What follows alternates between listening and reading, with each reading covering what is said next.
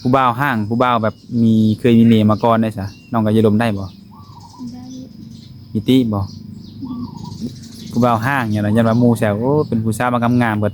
ถ้าลมผู้บ่าวห้างจังซี่แม่อายบ่คันหมู่ทงได้นี่ก็อายุแต่เขาเยาเว้าให้เขาเว้า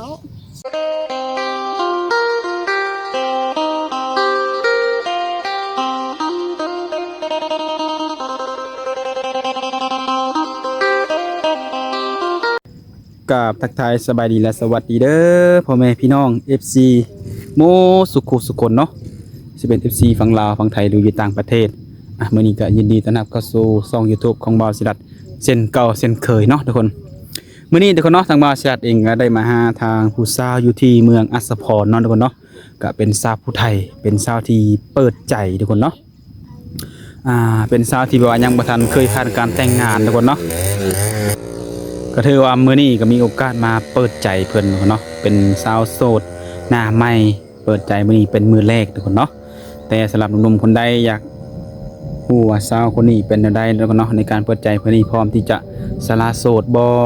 พร้อมที่จะมีสามีบ่เนาะหรือก็มักคนแบบใดบ่ทุกคนเนาะก็สามารถรับชมคลิปนี้ได้ไปนำกันเนาะทุกคนเนาะไปจังได๋ก็ไปโอ้ไปลงกับสาวโสดหน้าใหม่ของเฮาเลยทุกคนโดยจะสบายดี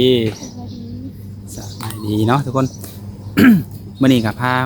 FC เนาะจะเป็นหนุ่มไทยหนุ่มลาวเฮานี่แหละหรือว่าอยู่ต่างประเทศก็คือมาหาทางผู้สาวโสดทุกคนเนาะก็ถือมามื่อนี้ก็เป็นมื้อแรกที่เฮามาเจอกันเนาะโดยมีชื่อว่าจังได๋นี่จีนชื่อจีนบ่อายุจักปีแล้ว16อายุ16ปีเป็นผู้สาววัยรุ่นหรือว่าผู้สาวกำลังขึ้นเนาะคือน้องนี่เป็นคนผู้ไทยบ่เป็นสาวผู้ไทยเนาะทุกคนคือมื่อนี้ก็คือมาถ่ายคลิปนี่เป็นครั้งแรกบ่ที่ผ่านมากับบ่เคยถ่ายคลิปทางใดเลยโอ้โดยและเหตุผลสาเหตุที่มาออกถ่ายคลิปในมื้อนี้เป็นจังได๋เยอะมาลองเบิ่งเห็นหมู่โสดอย่าลองเบิ่งแบบว่าจังได๋จะได้ผู้บ่าวบ่มีผู้เลี้ยงเนี่ยแหละจะได้ผู้บ่าวจะได้ผู้เลี้ยงหรือว่าจะได้ผู้ดูแลแม่นบ่ถ้าเว้าง่ายๆนี่จังได๋อยากได้แฟนแม่นบ่ก็เดือนใดสิประมาณนั้นแหละมั้งสิประมาณนี้แม่นบ่ที่ผ่านมาได้จะเคยลมผู้บ่าวอยู่บ่ก็เคยอยู่ปัจจุบันนี้ยังลมอยู่บ่ก็มีแน่และ มื้อนี้เนาะมาถ่ายคลิปอย่าหาผู้เลี้ยงผู้ดูแลนี่คิดว่าสิลมผู้บ่าวทางใดนี่ทางใดก็ได้ทางใดก็ได้แม่นบ่เป็นคนลาวคนไทยหรือคนต่างประเทศก็ได้เนาะโดยทุกคนหาผู้เลี้ยงหาผู้ดูแลเนาะถ้าเพิ่นอยากได้ไปเป็นลูกเป็นเมียได้ซะเอาบ่คิดยากเลย คิดยากบ่ยังไม่พร้อมบ่แม่ยังเห็นอยู่เด้อโอ้ยังเห็นอยู่อันม.เลยแล้วนี่ม.5 ปีหน้าขึ้นมม. .6 .5 ปีหน้าขึ้นม. .6 เนาะผู้บ่าวนะมองเห็นได้เขามีจีบบ่ซะบ่มีหรือว่าไม่มักเขาบ่ เคยลมผู้บ่าวทางไกลบ่บ่เคยบ่แต่ว่าเคยลมแต่ผู้บ่าวอยู่ทางใกล้ๆแถวนี้โอ้อัสสะพรนั่นแหละคือน้องเนี่ยเป็นสาวผู้ไทยอยู่อัสสะพรเนาะดูก็ถือว่ามื้อนี้ก็มาไกลพอสมควรเนาะทุกคนเนาะนั่งรถก็มาก็เกือบชั่วโมง2 ชั่วโมงแล้วเนาะรถจักรมามื้อนี้ก็เพื่อมาหาน้องเพิ่นนี่แหละด้วยความที่ว่าน้องเพิ่นนี่อยากเปิดคลิปเปิดใจเพิ่นว่าหั่นแหละทุกคนเนาะอยากหาผู้เลี้ยงผู้ดูแลนี่แหละโอ้และน้องคิดว่าจะบ่ซะว่าอายุจักปีหรือว่าเฮ็ดจบบ่จังสิสร้างครอบครัวนี่ก็เห็นจบแนวพุ่นแหละจะก่อนจบม.7นี่มีวางแผนต่อบ่มีวางแผนที่เห็นต่ออยู่โอ้เห็นตอบเด้อบัดนี้บ่จักโอ้แต่ว่าคิดว่าจะเห็นต่อซื่อๆเนาะแต่ว่ายังคิดบ่พอว่าสิเห็นยังแม่นบ่โดยแล้วทุกมื้อได้ซะอยู่เฮือนอยู่ศาลมีเอ้ยมีอ้ายมีน้องจักคนน่ะบ่มีบ่มีอ้ายจะเป็นลูกสาวเดียวบ่โอ้พ่อแม่ยังบ่พ่อกับแม่ปากันแล้วโอ้ปากันจะเป็นยังไงค่ะแล้วน้องอยู่กับพี่แล้วซะทุกมื้อนี่คือกับพ่อเฒ่าแม่เฒ่าเอ้าคือพ่อกับแม่นี่แยกย้ายไปคนละทางเลยแม่เราไปเฮ็ดเวียกอยู่ไทยโอ้แต่ว่าติดต่อกันอยู่บ่ติดต่อ อืมโดยก็คือปัจจุบันนี้น้องอยู่กับพ่อเฒ่าแม่เฒ่าอืม พ่อเฒ่าแม่เฒ่าเลี้ยงมาแต่น้อยผมบ่โอ้จังไดแม่ผู้หาเงินอยู่ไทยกับเพิ่นยืนเท่าน้องอยู่บ่ กันยังอยู่ ทางพ่อได้ซะ ทั้งพอบ่ โอ้สิได้ยินทางแม่ คือแม่น้องในเวลาบัดเพิ่นมาอยู่บ้านนี่คือมาอยู่กับน้องบ่ แม่ อืม เวลาก็ไปสุมาแล้วอยู่ไทยเพิ่นบ่ เพิ่นสร้างครอบครัวใหม่หรือยัง สร้างครอบครัวใหม่ โอ้เนาะเดี๋ยวก่อนเนาะนี่คือเรื่องราวของครอบครัวเพิ่นคือเพิ่นนี่ก็เป็นลูกสาวเดียวเนาะลูกสาวเดียวก็คืออยู่กับพ่อเฒ่าแม่เฒ่าพ่อเฒ่าแม่เฒ่าอายุหลายปานเลยนี่ กะหลายแล้ว7-80แล้ว 7 80 3คนนี่แม่นบ่คือปีนี้คือช่วงนี้ฤดูเฮ็ดนาบ่ใช่ปีนี้ เฮ็ด เรือไผเฮ็ด 2เท่าเพิ่น2หน้าล้าน3หน้าล้านนี่แหละ โอ้พ่อเฒ่าแม่เฒ่าเพิ่นก็ยังเฮ็ดได้อยู่บ่ซะ ก็บ่จะได้ไปเลยแล้วก็มีโรคประจำตัวอยู่ โอ้เพิ่นเป็นเพิ่นน่ะ เราเป็นปอด เป็นปอดเพิ่นเป็นพ่อเฒ่าหรือแม่เฒ่า ไม่เท่า แม่เฒ่าโอ้ บ่เท่าก็เราบ่ค่อยจะสบายตัวมาเลย ตามวัยอายุเพิ่นแล้วเนาะเองงานหนักนี่แฮงแล้วผู้เฒ่านี่เอาคือเลือไถนาซะ จักเละ จ้างกับบนเรือนนี่เลย จ้างเอาคันมีเงินเนี่ย แค่นี้ก็คือสิจ้างถ้าไม่มีเงินนี่บ่เฒ่าแล้วสิบืนเนาะ แม่น โอ้ตอนนี้ดำเราเลยยังนี่ มีให้ดำมีกล้ามีหยังเรียบร้อยแล้วบ่ กามีแล้ว โอ้ แล้วก็สิไถหูด รอกล้ายาวมียามแล้วก็ดำเนาะแต่ว่ามื้อดำนี่ยังบ่ฮู้ว่าเพิ่นเลยอยู่ไถนาให้โหดให้เพิ่นไถซะ ไถหูดน่ะจ้างเอา อืม ผู้เฒ่าเราก็บ่จะสบายไม่เท่ากัน อืม หาก็อยากใส่สโลงนี่ โดยโอ้เรื่องไถนาลำบากแล้วสิพี่เนาะถ้ามีเงินยังใครเนาะ แม่น มีเงินยังว่าได้จ้างคนไทยคนคาดหรือคนดำนี่แหละเนาะโอ้ถ้ามีผู้จ้างคือดำเองเอง แม่น อืม สู้เอา3หน้าล้านนี่แหละ หน้ากว้างบ่ ก็บ่กว้างปานใด แค่เป็นข้าวนี่ประมาณจักชอบไหม ก็บ่ฮอด100หน้า10ไปหายนี้ อืมก็คือว่าแต่ละปีนี้เข้าในกลุ่มบ่สิไปชอบเนี่ย กิน อยู่3คนเนาะ 3หล้ด้ อืมก็แสดงว่าอยู่เวียกงานที่เฮือนในชาญนี่ก็คือน้องเป็นผู้ดูแลบ่ แม่น อืมในการแต่งอยู่แต่งกินนี่ก็น้องเอ็ดเป็นเบิดบ่ เป็น อ๋อดูนะทุกคน คือถ้าหากว่ามีผู้หับดูแลน้องเนาะดูแลน้องหรือว่าดูแลครอบครัวน้องนั่นแหละรวมทั้งพ่อเฒ่าแม่เฒ่าให้นะแต่เพิ่นนะครับดูแลแบบบ่าวสาวคนมักหักกันนี่ได้อเจ้าสิว่าได้เลยซะ กับเบิ่งไว้ก่อนนี่แหละ ก็ลมได้นึงเนาะ ได้ ลมได้แต่ยังไม่ทันพร้อมแบบว่าที่จะเอาแบบผู้เป็นเมยเนาะ หมู่พองอยู่ทางครอบครัวอายุก็ยังบ่ได้หลาย อืม ยังน้อยยังเห็นอยู่ โดยถ้าว่าเรื่องครอบครัวนี่รอเรียนจบแล้วก็จังว่ากันไม่เนาะแต่ว่าได้ไปเรียนต่อก็สิได้ยุติเรื่องสร้างครอบครัวอีกเนาะ เรื่องบ่ได้เห็นแล้วบ่มีเงินคำ อืมอันนี้คือความฝันคิดไว้วางแผนไว้เนาะถ้าจบม .7 ถ้าว่ามีเงินมีหยังนี่ก็จะเห็นต่อเนาะ คันบ่ได้เห็นเด็กไปหาเฮ็ดเล็กพุ่นแหละมีบ่มีเงินเลยจ้ะ คันว่า SB นี่กล้าว่าสิไป SB อีสิเด้อบัดนี้ คันบ่อยู่แถวเวียงก็อยู่สวรรค์นี่แหละ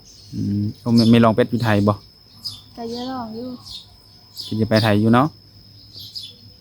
แต่ว่าบัตรเบ็ดนี่ยังบ่ทันมีมันบ่ ยัง พอดีแล้วทั้งนี้ให้จบกะอายุก็17 18เนาะ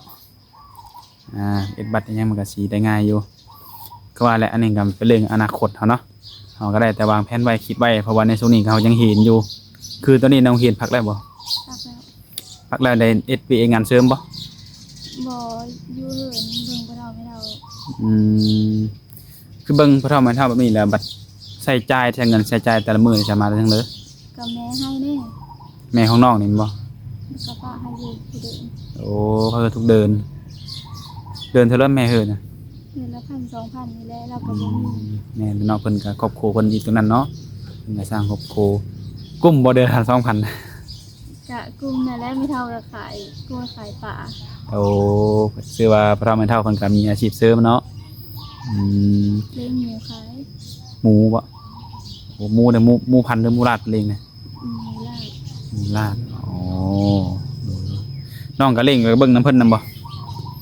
อื เดี๋ยว ม นี้มันมีตัวเดียวมันกำลังมาอยู่ ตัวนี้มีตัวเดียวอ๋อใครอยู่หมู่กับน้องมากับมันมีหลายตัวเนาะลูกมันเนาะแต่น้องก็เล่งได้บ่เล่งหมู่ค่ะ ได้ ได้เนาะ เพราะคือห้ามเซาแรงเดี๋ยวสิ โอ้ไม่ได้ขี้เด็ดอันขี้เด็ดอันมันนังตี พี่เด็กก็เฮ็ดนะเลิกเฮาบ่มีเด้อจ้ะ จำเป็นเนาะหนึ่งมากับทางเฮาเล่งให้ได้หากันมันกับเป็นและได้ของเฮาเนาะอืมความคิดมันคือน้องนี่แบบว่าอยากเฮ็ดธุรกิจของตัวเองนะถ้าว่าน้องมีเงินมีงบประมาณนี่น้องก็เอาไปเย็บด้วยจ้ะ บ่จัก เน้นไปจักเลยโอ้ก็ถือว่าในช่วงวัยเหตุนี่ยังไม่ได้วางแผนตัวนี้เนาะ ยัง อืมเวลาไปโรงเรียนนี่จะไปเนอะแล้วจ้ะ ขี่รถ ขี่รถตัวเองบ่ แม่น ไกลบ่เห็นจากบ้าน ก็จะอยู่แต่นำมาเกิดมาที่ว่า อืมดูทุกคนเนาะถ้าหากว่าหนุ่มไทยหนุ่มลาวเนาะอยากศึกษาอยากอบรมก็ได้เนาะแต่ถ้าว่าผู้ใดแบบว่าอยากได้แบบไปรวมเป็นเมเลยนี่คือยังสิมีพร้อมเนาะคือเรื่องของเราแหละอายุก็ยังน้อยเพิ่นว่า ถ้าว่าเกิดคนดูแลเนาะถ้าผู้ทับดูแลนี่ให้เพิ่นดูแลเดินละเท่าเลยนี่ แล้วแต่ผู้ใหญ่ แล้วแต่เนาะแล้วแต่ผู้จะซื้อให้เฮาหรือว่าผู้ใดแต่ผู้สิซอยเฮาเนาะอืมโดยแต่บ่ลมแบบเป็นผู้บ่าวผู้สาวไปชุมเป็นแฟนนี่ได้บ่ ก็ได้นั่นน่ะนะ ได้เนาะ แต่คันให้เป็นผู้เป็นแม่เองบ่ได้แล้ว ดูก็คือง่ายๆก็คือในมื้อนี้ก็ออกมาถ่ายคลิปนี้ได้ก็คืออยากได้แฟนเนาะอยากได้แฟนอยากได้คนล้มหรือว่าอยากได้คนที่มาดูแลหรือว่าซัพพอร์ตเนาะ อืมถ้าหากว่าเพิ่นรับปะดูแลแล้วนี่แหละเพิ่นอยากมาหาน้องอยู่บ้านน้องอยู่เฮือนน้องนี่ได้บ่ ก็เบิ่งก่อน เบิ่งการลมเบิ่งความเป็นจริงก่อนแม่นบ่ก็บ่เผาลั่นว่าสิเฮือมาเนาะ แม่นต้องได้เบิ่งล่ะผู้นี้แบบจังไดเชื่อถือได้บ่ไว้ใจได้บ่เนาะอืมโดยก็คือพักเหตุนี่ก็อยู่เฮินบ่ได้ไปทำงานทั้งเลยเนาะ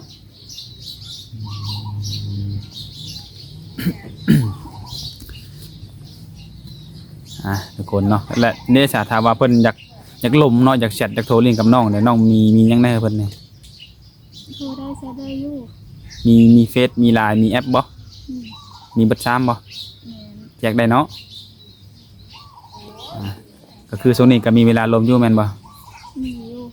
อืม แต่คันฮอดยามลงหน้าก็คือจังแหละ ยามลงนานี่กลางคืนนี่ก็กันเมื่อยก็ไม่ได้ดิ้นโทรศัพท์นักกลางคืนกันเนาะกระเวนนี่คือสิดำตนาเอาโดย มารุ่นตัวนี้แล้วเนาะบัตรนี่บัตรไทยให้นานี่แล้วเนาะว่าพอเท่าคนจะไว้บ่เท่านั้นแหละอืมบรรลุบ่ได้ลูกบ่ท้องพอเท่าไม่เท่าได้ซะ เข้าไปเฮ็ดเวทเบิดบางคนก็อยู่สวรรค์บางคนก็อยู่ไทย โอ้คือลูกเพิ่นก็ไปเวะฮะเวะงานหมดเนาะ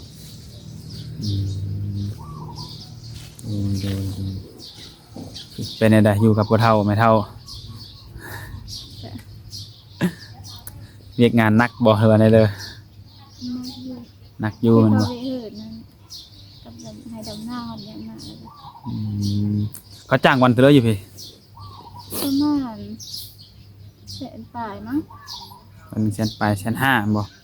1,500,000 200,000เนาะแพงอยู่ลูกกามัดเท่าไหร่เขาจ้างอยู่ มัด3มัด5มั้งแล้วแต่คนแบบเขามีแม่เขาก็ให้ร้ายมัด5ก้อน แบบคนมีการแบบดึงอันพนักงานเนาะจ้างแพงเขาสิเฮไปให้นั่นน้องได้ไปรับจ้างอยู่บ่ซะ ก็ไปอยู่ อืมปีนี้ได้ไปหรือว่าปีนี้ ปีนี้ยังไม่เห็นไผอันนั้น หรือว่าก็เจ้ายังไม่ทันดำนาบ่ เขาก็ยังบ่ทันดำนั่นแหละ ก็ถือว่าทางนี้นี่ยังบ่ทันดำนาเนาะแบบหากะวันก้าแล้วก็เริ่มใส่หุดเมียนแม่นบ่ โอ้โดยทุกคนเนาะบางทีทุกคนคือในมื้อนี้ก็คือน้องมาถ่ายคลิปเนาะบางคนก็สิเข้าใจว่าน้องนี่เปิดใจหาแบบหาคู่หาสามีนี่บ่แม่นเนาะทุกคนเนาะคือเพิ่นนี่เปิดใจอยากได้แฟนอยากได้ก็โดคนลมเนาะสำหรับผู้ที่แบบว่ารอได้เนาะรอได้ถ้าได้แต่นี่น้องเห็นจบก็คันบอกก็เห็นจบม.5 ม.6 ม.7นี่ก็อีกประมาณ2 ปีเนาะ